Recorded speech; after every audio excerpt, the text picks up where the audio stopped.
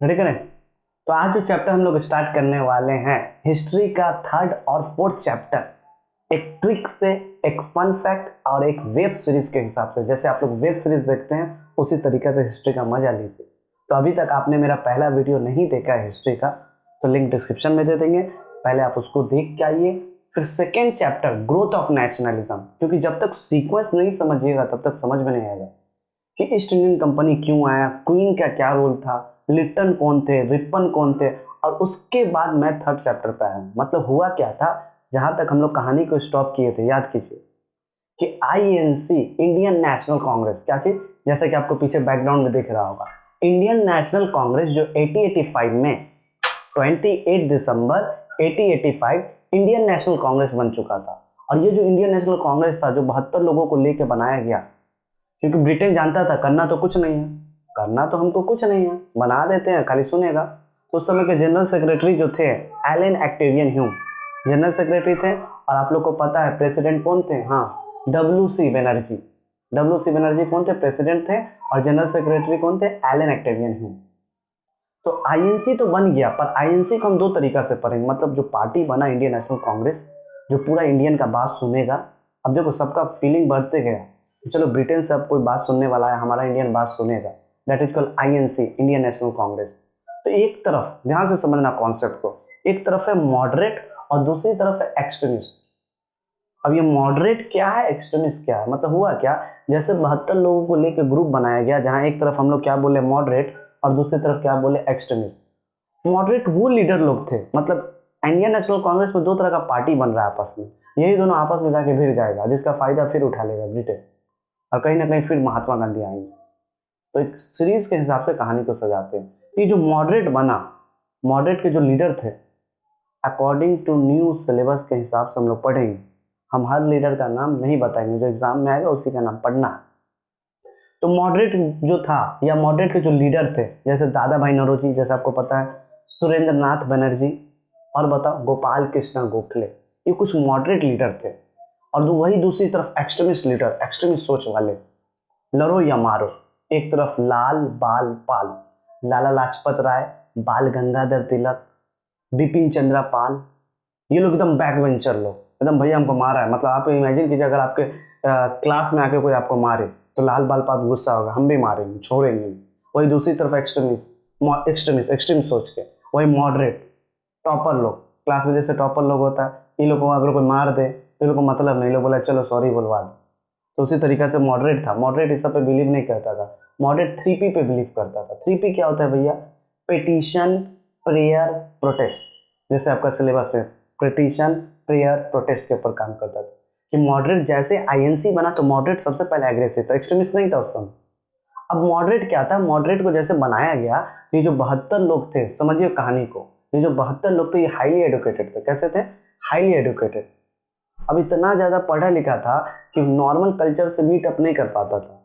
मतलब समाज क्या चाहता था और ये क्या चाहता, अगर अगर समाज चाह रहा पानी तो ये लोग मांगता था कोल्ड ड्रिंक, अगर समाज चाह रहा चावल तो ये लोग मांगता था बिरयानी। कौन बिरयानी कौन मानता था, मॉडरेट। मॉडरेट किससे कनेक्टेड है, इंडियन नेचुरल कल्चर से कनेक्टेड है। तो कहीं ना कहीं डिमांड मैच नहीं कर रहा था, क्योंकि ये लोग बहुत पढ़ा लिखा लोग था इंडियन ही बहुत पढ़ा लिखा था। अब प्लस ये लोग का जो काम था विथ डिमांड, विथ लॉ के हिसाब से काम करता था कि हर साल हम लोग सेशन करेंगे, एनुअल सेशन करेंगे, कुछ रिजोल्यूशन पास करेंगे, ब्रिटेन को लेटर लिख के देंगे, ब्रिटेन फिर काम करेगा।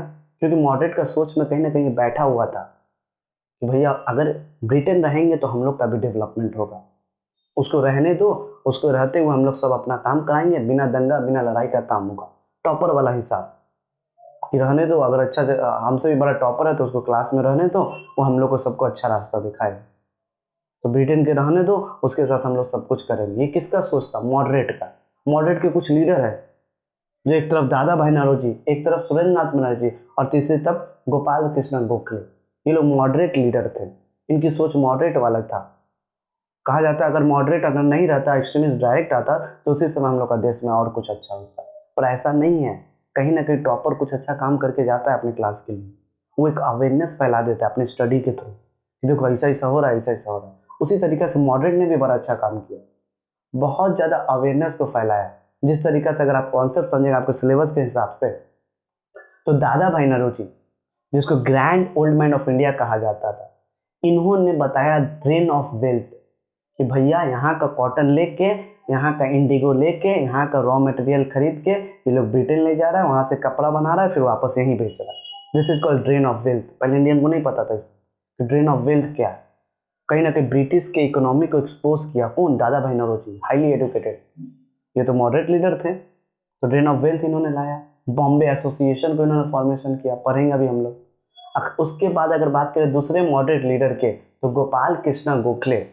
गोपाल कृष्ण गोखले ने क्या किया? रेशियल डिस्क्रिमिनेशन, काला गोरा में भेदभाव को बताया। टैक्स पे, गुड्स पे, कॉटन पे, सॉल्ट के ऊपर इतना जो टैक्स लगा हुआ उसको कम करने का बात कराया। और ये पहले इंपेरियलिस्ट लेजिस्लेटिव काउंसिल बने। ये क्या भैया? Imperial legislative council. ये एक तरीका का ये था कि उस समय जो वाइसरॉय बनेंगे ना, अब जो भी वाइसरॉय बनेगा उनको ये एडवाइस करेंगे। कौन? गोपाल कृष्ण गोखले। गोपाल कृष्ण गोखले है कौन? इंडियन है। अब बन रहा है कौन? Viceroy, Britain. ब्रिटेन को अब ये समझाएंगे, पर ऐसा होगा कुछ नहीं, क्योंकि ब्रिटेन बना दिया है आईएनसी को, आईएनसी में बन गया है मॉडरेट, पर सुनना तो है नहीं। भैया तुम आओ, लेटर लेके लिख के आओ। लोग डेली लेटर लिख, जहाँ खाली जगह दिखता था टॉपर लोग बैठ के वहाँ चाय पी रहा है, नया नया एनुअल सेशन कर रहा है, लिख रहा है कि ये सब कम कीजिए, ये सब कम कीजिए, ये सब कम कीजिए। अब ब्रिटेन इसको क्या कर रहा है? टॉफी भेजा के भेजा दे रहा है घर, जाओ बच्चा तुमसे ना होगा। और कहीं ना कहीं धीरे धीरे फिर क्या, कौन सा ग्रुप एक्टिव होना हुआ है? एक्सट्रीमिस्ट। एक्सट्रीमिस्ट सोच, बैकवेंचर, क्लास का बैकवेंचर देख रहा है ये तो ड्रामा चल रहा है, लोग जा रहा है दूसरा क्लास में, फिर वही ड्रामा चल रहा है। ये लोग को बड़ा क्लास आके अब बाबू जरा, फिर ले जा रहा है, अब बाबू जरा, ले जा रहा है। तो कहीं ना कहीं एक्सट्रीमिस्ट सोच का डेवलपमेंट स्टार्ट हुआ। लाल बाल पाल। और एक्सट्रीमिस्ट सबसे सीनियर तिलक जी, बाल गंगाधर तिलक, ऐसे याद रखिए, तिलक जी एक्सट्रीमिस्ट में सबसे सीनियर थे। अब इनका बहुत रोल आएगा। तो एक तरफ मॉडरेट है और एक तरफ एक्सट्रीमिस्ट है। और एक्सट्रीमिस्ट में कौन है? लाल बाल पाल, जिनको एजर्टिव नेशनलिस्ट बोला जाए, एजर्टिव। और मॉडरेट को अर्ली नेशनलिस्ट बोला गया। अब ब्रिटेन फिर इसका फायदा उठाना चाह रहा है, आपस में लड़ाई करा के कुछ ना कुछ कराएंगे। तो आईएनसी तो बना दिया, आईएनसी में ग्रुप डिवाइड किया, मॉडरेट और एक्सट्रीमिस्ट, मॉडरेट सोच वाले और एक्सट्रीमिस्ट सोच वाले। तो यहाँ तक आप लोग समझ में आया। और इसी के आते आते फिर क्या हुआ? मॉडरेट तो आया भैया, मॉडरेट बड़ा अच्छा काम कर रहा था, सबको अवेयरनेस फैला रहा था, जहाँ खाली जगह दिखता था वहाँ मीटिंग करने लगता था। होने वाला तो कुछ नहीं पर करता था, तो जिसके थ्रू अवेयरनेस फैलने लगा। पर एक्सट्रीमिस्ट नहीं भैया, मारा है तो मारेंगे, क्लास में ढुक के मारा है तो क्लास में ढुक के मारेंगे। लाल बाल पाल का सोच जो था। तो उस समय एक बहुत बवंडर चीज हुआ, जिसको समझो कॉन्सेप्ट के हिसाब से। और वो जो बवंडर चीज हुआ, क्या हुआ? Lord Curzon. कौन? लॉर्ड कर्जन ने 1905 में, जो ये अंकल जी आपको दिख रहे होंगे जिनका क्या नाम है? Lord Curzon. और ये लॉर्ड कर्जन ने क्या किया बताओ तुम लोग? Partition of Bengal. उसमें सबसे बड़ा प्रोविंस, सबसे बड़ा एरिया जो होता था, जो सबसे बड़ा एरिया था बंगाल, उसमें बंगाल सिर्फ बंगाल नहीं था, बंगाल में आपका आसाम था, पता है आप लोग को, बांग्लादेश था, बिहार था, उड़ीसा था, झारखंड था, ये सब मिल के एक पूरा बंगाल था। और लॉर्ड कर्जन ने इसको हिंदू मुस्लिम का बेस लेके बोला गया कि इतना बड़ा एरिया नहीं संभाल पा रहे हैं, इसको डिवाइड करना स्टार्ट हो गया। एक्सट्रीमिस्ट कहीं ना कहीं अभी नीचे दब के है, मॉडरेट ऊपर है, आईएनसी बन चुका है, और मॉडरेट लगातार फिर लेटर लिख रहा है। एक्सट्रीमिस्ट पूरा गुस्सा हो गया, क्या चल रहा है, मेरे क्लास में आके मेरा क्लास को डिवाइड कर रहा है, आप लोग फिर लेटर ही लिख रहे हैं, अब तो हम करेंगे लड़ाई। तो जैसे पार्टीशन ऑफ बंगाल, जैसे कर्जन ने अनाउंसमेंट किया 1905 में जुलाई के महीने में, उसी समय एक नया मूवमेंट आ गया, क्या? स्वदेशी मूवमेंट। कहीं ना कहीं मॉडरेट को दबाया गया कि अब तुमसे नहीं होगा, और एक्सट्रीमिस्ट कहीं ना कहीं ऊपर हो गया। लाल बाल पाल अब तो छोड़ेंगे नहीं, क्योंकि इन्होंने किसका डिवीजन कर दिया है? बंगाल का। और बंगाल को दो पार्ट में डिवाइड कर दिया, पढ़ेंगे हम लोग, एक तरफ वेस्ट बंगाल और एक तरफ ईस्ट बंगाल, जो अभी का वेस्ट बंगाल जिसकी ममता दीदी है। तो यहाँ तक कॉन्सेप्ट समझ में आया। तो पार्टीशन, एक क्वेश्चन आता है कि पार्टीशन ऑफ बंगाल जब हुआ तो कौन एंटी पार्टीशनल मूवमेंट आया? तो आपको आंसर देना है स्वदेशी मूवमेंट। और जब स्वदेशी मूवमेंट आया तो आईएनसी का कौन सा ग्रुप ज्यादा एक्टिव था? एक्सट्रीमिस्ट। अब एक्सट्रीमिस्ट ज्यादा उभर रहा है, और मॉडरेट क्या करे बेचारा, कुछ नहीं कर सकता है, जल तो रहा है दादा भाई नौरोजी लोग, पर ये भी टॉपर लोग क्या करे, बैकबेंचर को सपोर्ट करना ही होगा, क्लास का बात है, समझ रहे हो? तो एक तरफ टॉपर का लड़ाई चल रहा है, एक तरफ बैकबेंचर का लड़ाई, और दोनों मिलकर किसके लिए लड़ रहा है? अपने क्लास के लिए। अब यहाँ पे एक गेम फंसेगा, और लॉर्ड कर्जन ने किसका डिवीजन कर दिया, पार्टीशन ऑफ बंगाल का। बंगाल के डिवीजन से क्या आ गया, स्वदेशी मूवमेंट। चलो सब कुछ को बॉयकॉट किया जाए।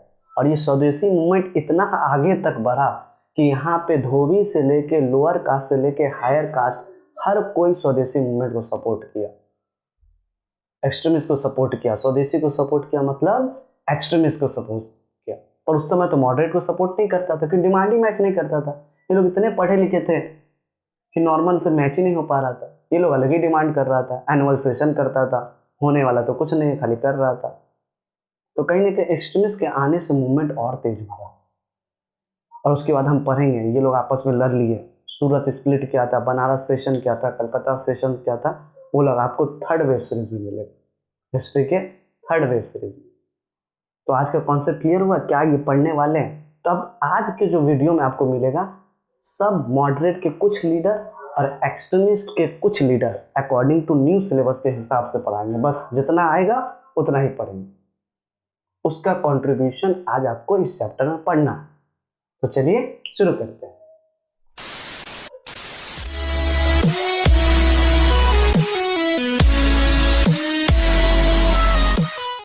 तो चलिए शुरू करते हैं हम लोग। अब हम लोग देखते हैं यहाँ कॉन्सेप्ट में बोर्ड के हिसाब से। तो देखिएगा ये जो आईएनसी बना, क्या बना, आईएनसी।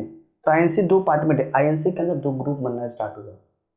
जो एलन ऑक्टेवियन ह्यूम ने, जो जनरल सेक्रेटरी थे, और उस समय के जो प्रेसिडेंट थे WC बनर्जी, ये सब लेके 72 आदमी को लेके बॉम्बे में एक स्कूल था, संस्कृत स्कूल, आपको पता होगा। वहाँ पे जाके इन्होंने एक एनुअल सेशन किया या वहीं पे जाके मीटिंग किया।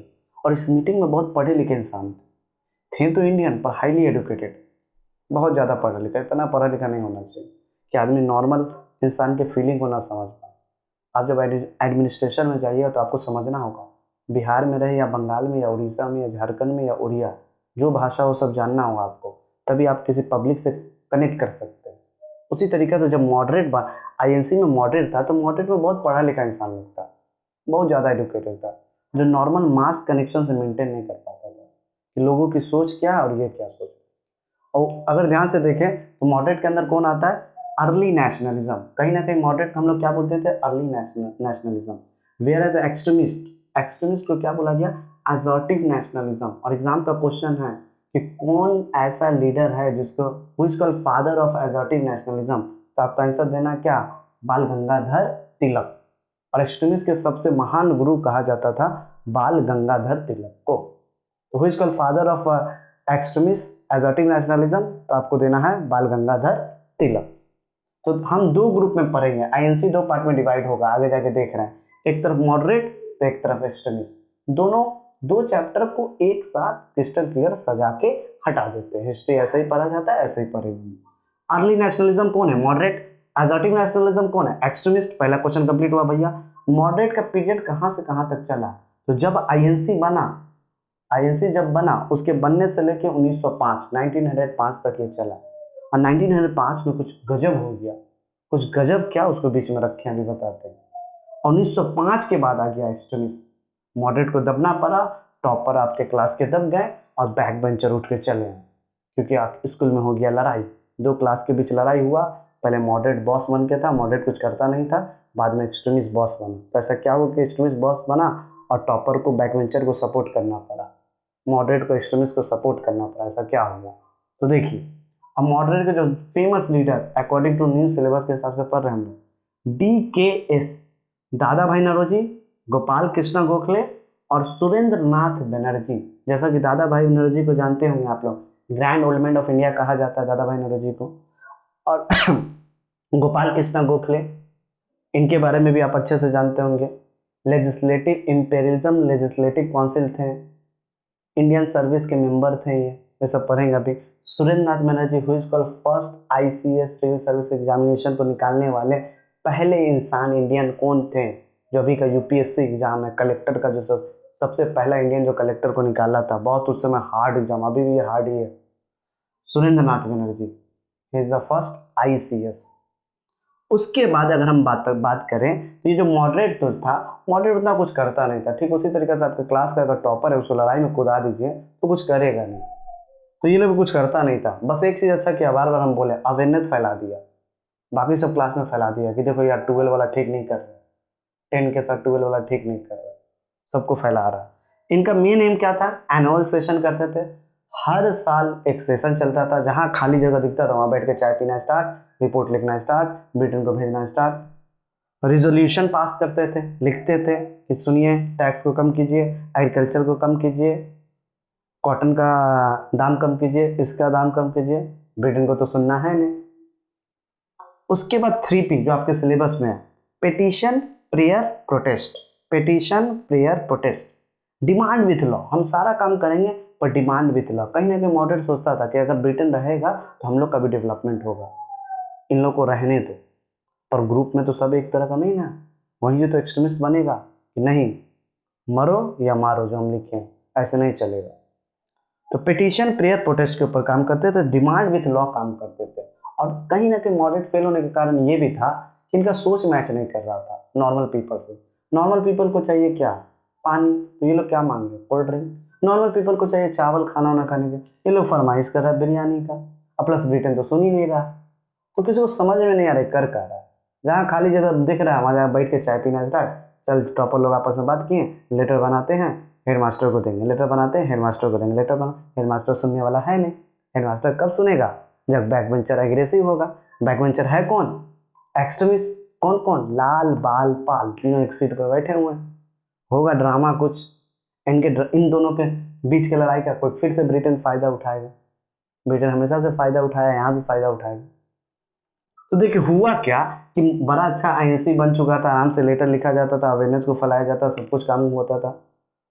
तो अचानक ऐसा क्या हो गया कि आईएनसी में एक नया ग्रुप बन गया, एक्सट्रीमिस्ट, एकदम एक्सट्रीमिस्ट सोच का, कि क्लास में ढुक के मारेंगे, बहुत हो गया लेटर, बहुत हो गया हेडमास्टर को लेटर, अब तो हेडमास्टर को फोड़ेंगे।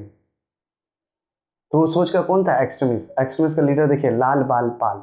एक्सट्रीमिस्ट कब आया, 1905। तो 1905 में ऐसा क्या हो गया कि मॉडरेट दब के टॉपर आ गया, सॉरी टॉपर दब के बैकवेंचर आ गया, ऐसा क्या हुआ। तो ऐसा ये देखिए, एक अंकल जो फेमस अंकल है जिसका क्या नाम है, लॉर्ड कर्जन। और कहीं ना कहीं लॉर्ड कर्जन का बड़ा इंपॉर्टेंट रोल था। इंपॉर्टेंट रोल क्या था, है पार्टीशन ऑफ बंगाल। बंगाल जो सबसे बड़ा एरिया था, जहाँ से सबसे ज़्यादा पॉलिटिकल डेवलपमेंट चलता था, जहाँ से एक जगह का कैपिटल भी था बड़ा अच्छा, इस प्रोविंस को डिवाइड कर दिया गया हिंदू मुस्लिम के आधार पे, ईस्ट बंगाल और वेस्ट बंगाल। और आईएनसी बनने का तो क्या फायदा, एक्सट्रीमिस्ट देख रहे हैं ये क्या चल रहा है, बेवकूफ़ी चल रहा, पार्टीशन ऑफ बंगाल कर दिया, हम लोग का बैठे रहे। तो यहाँ पे पूरा बैकवेंचर उठ के आ गया। मतलब पहले क्लास का लड़ाई चल रहा था, अचानक बड़ा क्लास को डिवीजन कर दिया, स्कूले को 2 भाग में डिवाइड कर दिया। तो अब स्कूल का लड़का गुस्सा होगा कि नहीं। तो कहीं ना कहीं मॉडरेट को दबा दिया गया और एक्सट्रीमिस्ट यहाँ उठ के आ गए। कब, जब पार्टीशन ऑफ बंगाल हुआ। तो पार्टीशन ऑफ बंगाल के समय कौन सा ग्रुप एक्टिव हो गया, एजर्टिव नेशनलिज्म। एजर्टिव नेशनलिज्म को क्या बोलते हैं, एक्सट्रीमिस्ट, लाल बाल पाल। और इन्होंने क्या किया, एक मूवमेंट ला दिया, स्वदेशी मूवमेंट, कि भैया आप तो कुछ यूज करना ही नहीं है, सब खत्म करो, बॉयकॉट करो, फॉरेन गुड्स को बॉयकॉट करो, कॉलेज को बॉयकॉट करो, हम लोग सब कुछ खुद ही बनाएंगे, अपना प्रोडक्ट बनाएंगे, अपना बेचेंगे, ऐसा भावना लाना स्टार्ट किया। और ये जहाँ पार्टीशन ऑफ बंगाल के आने के बाद स्वदेशी मूवमेंट आया, और स्वदेशी मूवमेंट सिर्फ बंगाल तक नहीं रुका, इसके आगे भी बढ़ने लगा। एक एक छोटा बच्चा इसमें पार्टिसिपेट करने लगा, धोबी से लेके बर्तन वाला से लेके कपड़ा वाला से लेके पढ़ा लिखा से लेके हर कोई। कब, जब एक्सट्रीमिस्ट आए। जब मॉडरेट थे तो सिर्फ टॉपर लोग, बैकवेंचर आए तो पूरा हर क्लास का बैकवेंचर उठ के चला है, 1 का 2 का 3 का 4 का, मारेंगे मारेंगे मारेंगे। तो यहाँ तक आपको कॉन्सेप्ट समझ में आ रहा हो क्या रहा है। आईएनसी बना तो मॉडरेट ऊपरा, एक्सट्रीमिस्ट दब के था, इनके पास कोई लीडर उडर नहीं था। तो जैसे मॉडरेट आगे आगे बढ़ा, बाद में एक्सट्रीमिस्ट उठ गया, क्योंकि कर्जन ने डिवाइड कर दिया। इन्होंने स्वदेशी मूवमेंट को ज़्यादा एग्रेसिव कराया, स्वदेशी मूवमेंट में सब कोई आगे। इनडायरेक्टली मॉडरेट न चाहते हुए भी एक्सट्रीमिस्ट को सपोर्ट करना पड़ा, क्योंकि उनके पास बहुत बड़ा मास आ गया था। इवन रविन्द्रनाथ टैगोर ने भी सपोर्ट किया स्वदेशी मूवमेंट का। इस चैप्टर में भैया हमको पढ़ना है कि आप तो बेसिक समझा चुके हैं हम लोग को। इस चैप्टर में आपको कुछ नहीं पढ़ना है, बस दादा भाई नौरोजी का 2 कंट्रीब्यूशन, गोपाल कृष्ण गोखले का 2 कंट्रीब्यूशन, सुरेंद्रनाथ बनर्जी का 2 कंट्रीब्यूशन, लाल बाल पाल का 2 कंट्रीब्यूशन, और बस यहाँ से आपका first phase of nationalism movement और second phase of nationalism movement complete हो जाएगा। तो चलिए अब स्टार्ट करते हैं उसी शॉर्ट ट्रिक से, इसके कंट्रीब्यूशन को समझेंगे और चैप्टर करेंगे फिनिश। तो देखिए मॉडरेट के जो सबसे फेमस लीडर जिनको आप लोग जानते हैं, दादा भाई नौरोजी, जो बहुत ओल्ड थे, जिनको क्या बोला गया, grand old man of India भी इनको कहा जाता है। और इन्होंने, आप लोग जानते हैं, बॉम्बे एसोसिएशन, बॉम्बे एसोसिएशन का जब आईएनसी नहीं बना था ना, तो उससे पहले कुछ छोटा छोटा ग्रुप बन रहा था, उसमें से एक ग्रुप ये भी था, बॉम्बे एसोसिएशन, जिसको किसने बनाया था, दादा भाई नौरोजी ने बनाया था। Who is called grand old man of India? Answer देना है दादा भाई नौरोजी। अब इस पे दो ही क्वेश्चन आएगा आपको, खासकर 1 नंबर या 2 मार्क्स का क्वेश्चन आता है, कंट्रीब्यूशन, दादा भाई नौरोजी का मॉडरेट में क्या कंट्रीब्यूशन था, क्या अवेयरनेस था। तो अवेयरनेस ये था, देखिएगा, इंडियन अनऑफिशियल एम्बेसडर, इनको भारत का राजदूत भी कहा जाता है। क्यों कहा जाता है? क्योंकि इन्होंने लंदन इंडिया सोसाइटी, ध्यान सुनो, लंदन में एक सोसाइटी बनाया गया जिस सोसाइटी का नाम इन्होंने क्या रखा, लंदन इंडियन सोसाइटी। और वहाँ के इंडियन को ये बहुत ज़्यादा एग्रेसिव किए, वहाँ के पार्लियामेंट में जाके इंडियन को एग्रेसिव किए और इंडियन के टॉर्चर के बारे में ब्रिटेन को बताएं। ब्रिटेन को तो करना कुछ नहीं है, बार बार एक बात बोल रहे हैं, और ये लोग अवेयरनेस फैला रहे हैं। कहाँ? लंदन भी जाके, इतने पढ़े लिखे थे ये, लंदन में जाके, वहाँ जाके लंदन इंडियन सोसाइटी बनाया, वहाँ के लोगों को एग्रेसिव किया। ये इनका पहला कॉन्ट्रीब्यूशन था, अनऑफिशियल या एम्बेसडर थे। दूसरा बात, first member of Indian beating council commission in England, मतलब कहना क्या चाह रहा है कि जिस तरीका से यहाँ का पार्लियामेंट है ना, उसी तरीका से इंग्लैंड का भी पार्लियामेंट है। उनके ये पहले इंडियन मेंबर थे। कौन? दादा भाई नौरोजी। लंदन में इंडियन सोसाइटी बनाया, कौन? दादा भाई नौरोजी। तो ये इसका क्या, एम्बेसडर रोल था, बाहर जाके कुछ अच्छा कर रहे हैं, लंदन में सोसाइटी बना रहे हैं, वहां जाके इंग्लैंड के फर्स्ट कमीशन मेंबर बन रहा है, कौन? दादा भाई नौरोजी। इसके अलावा दादा भाई नौरोजी का बात करें तो दादा भाई नौरोजी ने क्या किया, इकोनॉमिक को एक्सप्लॉइटेशन, किस तरीका से ब्रिटिश हमारा पैसा लेके वहां ले जा रहा है, इसको किसने बताया? Dadabhai Naoroji, by the help of किसके कॉन्सेप्ट से? ड्रेन थ्योरी, जिसको ड्रेन ऑफ वेल्थ बोलते हैं। यहाँ का रॉ मटेरियल लेके गया कहाँ? ब्रिटेन, ब्रिटेन में कपड़ा बनाया, फिर लाके कहाँ बेच दिया? इंडिया में। लो, नहीं खरीदा, जबरदस्ती खरीदा रहा है, जबरदस्ती यहाँ कॉटन उगवा रहा है, कॉटन का कल्टीवेशन करा रहा है, इस कॉटन को रॉ मटेरियल उठा के लेके कहाँ जा रहा है? अपने देश में, वहाँ जीन्स बनवाया, फिर उसको फिर कहाँ बेच दिया? यहाँ। ऐसे थ्योरी को क्या बोलते हैं? यहीं से मटेरियल उठाया, यहीं से पैसा ले लिया, इसको बोलते हैं drain theory. Poverty and un British in India, आगे जाके पूरा अकाल फैमाइन आ जाएगा, ऐसा कंडीशन को किसने एक्सपोज किया? दादा भाई नौरोजी, जो एक मॉडरेट लीडर थे। सब कोई कहता है कि मॉडरेट उतना ठीक नहीं था, नहीं, मॉडरेट ने भी बड़ा इंपॉर्टेंट रोल दिखाया कहीं ना कहीं। आपके क्लास का टॉपर का भी इंपॉर्टेंट रोल है उस लड़ाई में। इसके अलावा अगर और बात करें तो role in the Congress, Congress में इनका बड़ा इंपॉर्टेंट रोल था। जब आईएनसी बना था तो दादा भाई नौरोजी, आपको पता होगा सेकेंड सेशन में दादा भाई नौरोजी का प्रेसिडेंट बनाया गया था। इन्होंने स्वराज का कॉन्सेप्ट लाया, थोड़ा थोड़ा फीलिंग लाया स्वराज का, स्वराज इज माई बर्थ, ये बात ये नहीं बोले, खाली बोले स्वराज का कॉन्सेप्ट लाया। इंडियन नेशनल कांग्रेस के अंदर सेल्फ गवर्नमेंट का कॉन्सेप्ट लाए, स्वदेशी का कॉन्सेप्ट लाए। तो ये कुछ कंट्रीब्यूशन था दादा भाई नौरोजी का। यही एग्जाम में क्वेश्चन आता है कि दादा भाई नौरोजी ने क्या किया। ये अनऑफिशियल एम्बेसडर थे। दूसरा बात, इकोनॉमिक को एक्सप्लोइट किए। तीसरा बात, कांग्रेस में इनका इंपॉर्टेंट रोल था। अगर कोई तुमसे पूछे अनऑफिशियल में क्या, तो लंदन में एक इंडियन सोसाइटी बनाए थे, ब्रिटिश काउंसिल कमीशन के ये फर्स्ट मेंबर थे, एक्सपोज क्या किए थे ड्रेन थ्योरी से, किस तरीके से रॉ मटेरियल का एक्सप्लोइटेशन किया जा रहा है। रोल इन द कांग्रेस में स्वराज का कॉन्सेप्ट इन्होंने लाया। तो ये दादा भाई नौरोजी का कंट्रीब्यूशन था। अब इसके साथ दो और मॉडरेट लीडर है, एक कौन? गोपाल गोखले कृष्ण, दूसरा क्या? सुरेंद्र नाथ बनर्जी। चलिए उसको देखते हैं। तो देखिए, जो दूसरे मॉडरेट लीडर का अगर हम लोग बात करें, जिनका नाम क्या है? गोपाल कृष्ण गोखले, और ये बहुत बड़े हिस्ट्री के प्रोफेसर थे। और इनका ऊपर और बात बताइए, तो जब आगे जाके मॉडरेट एक्सट्रीमिस्ट में लड़ाई होगा, जो आप लोग पढ़ेंगे, बनारस सेशन, कलकत्ता सेशन, सूरत सेशन, क्योंकि देखिए मॉडरेट चाह रहा है कि हम डोमिनेट करें, एक्सट्रीमिस्ट चाह रहा नहीं अब मेरा प्रेसिडेंट बनेगा, अब हम लोग अपने मरो लड़ो वाला हिसाब करेंगे। ये लोग आपस में लड़ने लगेगा, और ये लोग के आपस में लड़ने में एक ऐसा टाइम आएगा जहाँ पे बनारस में एक सेशन होगा।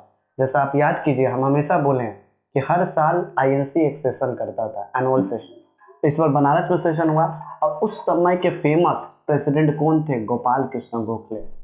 जब बनारस सेशन चला तो उस समय इनको प्रेसिडेंट बनाया गया, किसको?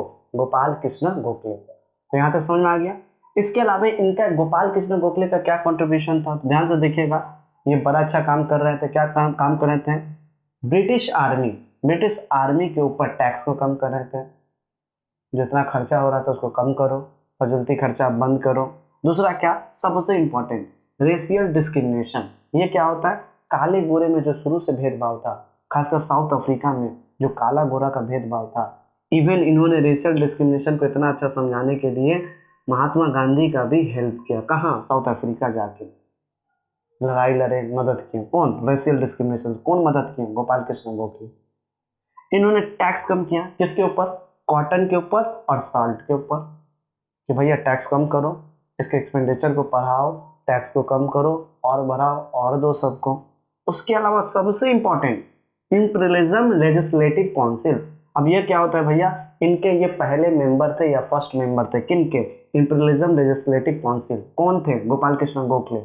क्या किए इन्होंने? इन्होंने जुडिशियरी और एग्जीक्यूटिव, मतलब एग्जीक्यूटिव मतलब जो बाजार वाला इलाका है, और जुडिशरी मतलब जो जज वाला इलाका है, ये दोनों को अलग करो। पहले एक साथ था, इनको कोई अलग संभालेगा, उनको कोई अलग संभालेगा। वाइसरॉय को क्या एडवाइस देना नहीं देना, ये सब कौन संभाल रहे थे? Gopal Krishna Gokhale, by the help of imperialism legislative council के through. Indian public service commission, मतलब उस समय का गवर्नमेंट बॉडी था जिनका क्या नाम था? Indian public service commission. उनके मेंबर ये थे कि कौन एग्जाम इंडिया में होगा, जैसे यूपीएससी के एग्जाम में, वो भी तो सर्वेंट एग्जाम है, उसको भी कोई कंडक्ट कराता है, समझाता है, तो उनके ये मेंबर थे। कौन? गोपाल कृष्ण गोखले।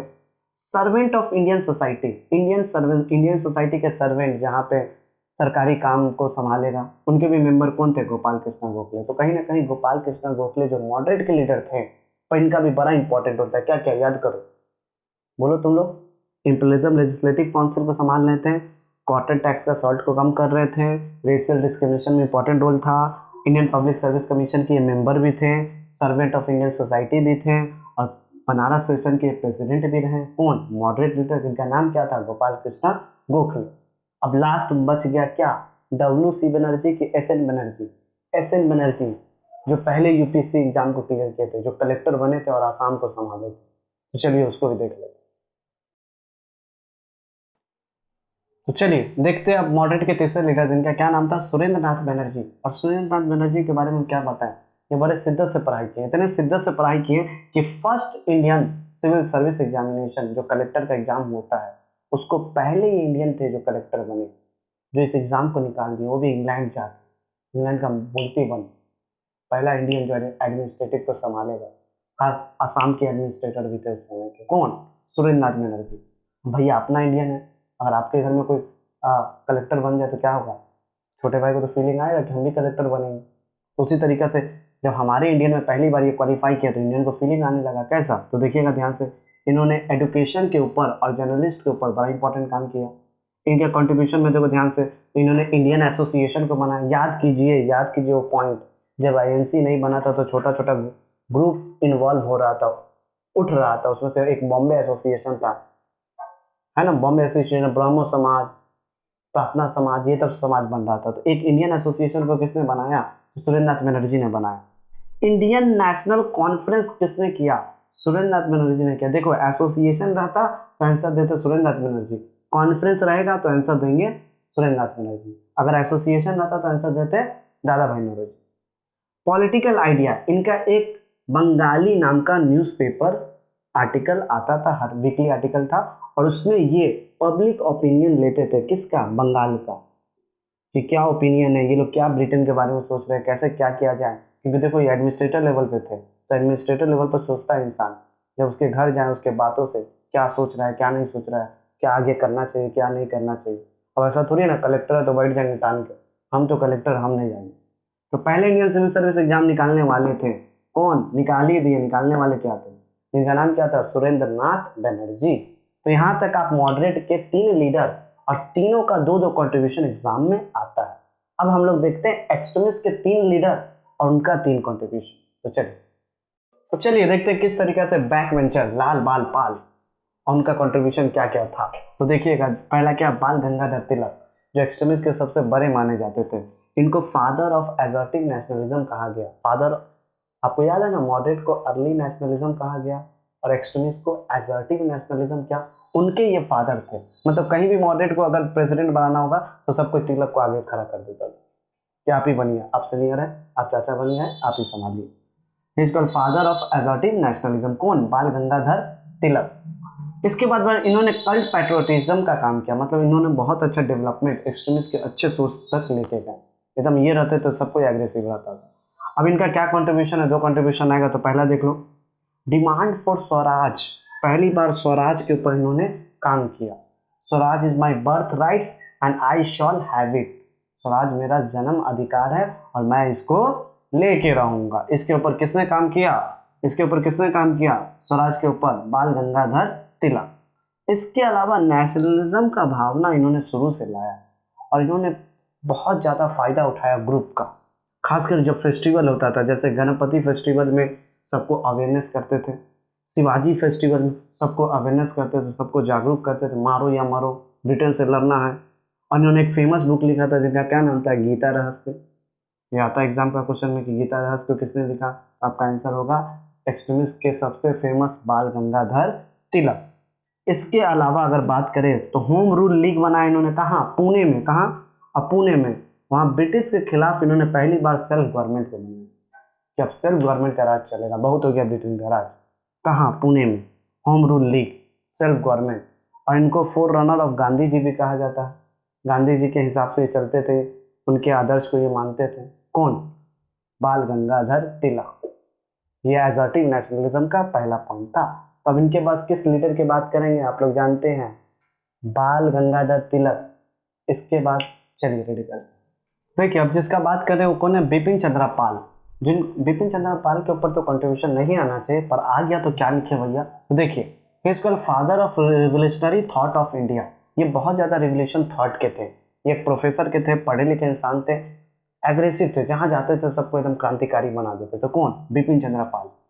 तिलक तो सीनियर थे और ये बिपिन चंद्र पाल क्या थे, एक रिवोल्यूशनरी थॉट के इंसान थे, जहाँ जाते थे सबको मोहित कर देते थे एकदम अपने बातों से, अपने आवाज़ से, अपने जादू से। और इनका कंट्रीब्यूशन क्या था, एज अ जर्नलिस्ट इन्होंने बंगाल पब्लिक ओपिनियन के ऊपर बहुत ज़्यादा काम किए। कौन, बिपिन चंद्र पाल। दूसरा बात, इन्होंने नेशनल एजुकेशन के ऊपर बहुत हेल्प किया, क्योंकि देखो रिवोल्यूशनरी थॉट रखते थे, ग्रुप को इकट्ठा कर सकते थे, ग्रुप को एग्रेसिव कर सकते थे, एक्सट्रीमिस्ट चाहते भी थे, एक्सट्रीमिस्ट सोच के इंसान थे। उसके अलावा सोशल एंड इकोनॉमिक रिफॉर्मर के ऊपर इन्होंने बहुत बड़ा अच्छा काम किया। एक क्या, कास्ट सिस्टम, दूसरा क्या, विडो रीमैरिज, तीसरा क्या, एडुकेटिंग वुमेन, औरतों को पढ़ाया जाए, विडो रीमैरिज को प्रमोट किया जाए, कास्ट सिस्टम को हटाया जाए, क्योंकि पढ़े लिखे इंसान थे, एक्सट्रीमिस्ट सोच वाले थे, तो ये सोचते थे। कौन, बिपिन चंद्र पाल। तो बिपिन चंद्र पाल क्या क्या किए, आपको वही याद रखना है। As a Bengal public opinion के ऊपर काम किए, नेशनल एजुकेशन को बहुत ज़्यादा डेवलपमेंट में लाए। आपको पीडीएफ मिल जाएगा, पीडीएफ में कंट्रीब्यूशन वहां से भी कर लीजिएगा। और आपको यहाँ पे की पॉइंट, एक क्रिस्टल क्लियर कॉन्सेप्ट देना चाहते हैं। सोशल एंड इकोनॉमिक रिफॉर्मर के ऊपर इन्होंने काम किया, कास्ट सिस्टम के ऊपर काम किया, विडो मैरिज के ऊपर काम किया। और बताओ मेरे सामने, औरतों को पढ़ाया गया, उसको सेल्फ बनाया गया, सेल्फ इंडिपेंडेंट रहने को कहा गया। कौन, बिपिन चंद्र पाल। अब लास्ट बच गया क्या, लाला लाजपत राय, सबका फेवरेट। चलिए, तो चलिए अब जो लास्ट लीडर एक्सट्रीमिस्ट के जो सबसे फेवरेट और सबके फेवरेट कौन थे, शेरे पंजाब जिनको कहा जाता है, जिसको पंजाब का केसरी भी क्या कहा जाता है, कौन, लाला लाजपत राय। और इन्होंने क्या किया, इनका सबसे इंपॉर्टेंट कंट्रीब्यूशन देखना ध्यान से, की पॉइंट हाथ में रहे तो हिस्ट्री को आप लिख सकते हैं, अगर ना हाथ में रहे तो फंस जाइएगा। तो की पॉइंट सब बना के रखिए। ड्रेन ऑफ वेल्थ किसने दिया, इंपीरियलिज्म लेजिस्लेटिव काउंसिल कौन थे, गोपाल कृष्ण गोखले। फर्स्ट आईसीएस कौन थे, सुरेंद्र नाथ बनर्जी। तो ये सब आपको रहना चाहिए हाथ में जी, समझ रहे ना जी। अब देखिए, एन एडुकेशनलिस्ट एंड फोर्सफुल राइटर, जो यूएसए में जाके इन्होंने एक मैगजीन लिखा और जहाँ पे यंग इंडियन को बहुत ज़्यादा प्रमोट किया। कौन, लाला लाजपत राय। एब्रोड जाके, यूएसए जाके वहाँ के इंडियन के, यंग इंडियन को प्रमोट कर रहे। कौन, लाला लाजपत राय। ये सोशल रिफॉर्मर में भी जाके उतरे, आर्य समाज के साथ मिलके इन्होंने कॉलेज, लाहौर में कॉलेज था, हॉस्पिटल, इन सब की डेवलपमेंट कराए। कॉलेज हॉस्पिटल किसके साथ, आर्य समाज के साथ। किसको डेवलपमेंट कराए, कॉलेज को और हॉस्पिटल सबको। इसके अलावा पॉलिटिकल वर्क भी इन्होंने किया। इन्होंने एब्रोड जाके गदर पार्टी का फॉर्मेशन किया और गदर पार्टी के थ्रू पब्लिक ओपिनियन को सबके सामने रखा। तो इनडायरेक्टली अगर एक्सट्रीमिस्ट का बात करें तो हु इज कॉल्ड शेरे पंजाब, तो लाला लाजपत राय। पंजाब का केसरी किसको कहा जाता है, लाला लाजपत राय को कहा जाता है। क्या कंट्रीब्यूशन है इनका, तो इन्होंने यूएसए में जाके कोई मैगजीन छापा, उस मैगजीन के थ्रू यंग इंडियन को प्रमोट किया। इन्होंने सोशल रिफॉर्मर के ऊपर काम किया, आर्य समाज का फाउंडेशन किया, आर्य समाज का फाउंडेशन नहीं किया, सॉरी, आर्य समाज के साथ मिल के कॉलेज और हॉस्पिटल का डेवलपमेंट कराया। और इन्होंने पॉलिटिकल वर्क में भी काम किया, गदर पार्टी के फॉर्मेशन में इनका इंपॉर्टेंट रोल था। तो यहाँ तक हम एक क्रिस्टल क्लियर कॉन्सेप्ट के साथ 2 चैप्टर को एक साथ उठा लें। समझो बात को, चाहते तो फर्स्ट फेज ऑफ बना सकते थे, सेकेंड फेज, टाइम वेस्ट नहीं करना, हिस्ट्री को एकदम सीक्वेंस में सजाएं। पहले पहला चैप्टर देखिए तो आपको पता चल रहा होगा, एमडीएच का कारोबार करने आया था, करते करते क्या कर लिया आप लोग को पता है, तो ब्रिटेन उसको उठवा ली। अब ब्रिटेन बनाई वाइस रॉय, तो वाइस रॉय लिट्टन गड़बड़ कर दिया, लिट्टन के बाद रिपन इल्बर्ट बीट ला के फंसा दिया। अब उसके बाद आते आते डफरिन साहब आए, डफरिन साहब के आते आते कर्जन आए, कर्जन ने जैसे बंगाल को डिवाइड किया, स्वदेशी मूवमेंट स्टार्ट हुआ, एक्सट्रीमिस्ट एक्टिव हो गया। अब एक्सट्रीमिस्ट मॉडरेट में लड़ाई चलेगा, सूरत स्प्लिट, मुस्लिम लीग, कॉन्स्पिरेसी केस, फिर महात्मा गांधी जी एंटर करेंगे और उसके बाद बवंडर मचेगा। तो अगर वीडियो अच्छा लगे चैनल को लाइक करें, सब्सक्राइब करें और अपने फ्रेंड सर्कल में ज़्यादा से ज़्यादा शेयर करें। तो मिलते हैं अगले वीडियो में।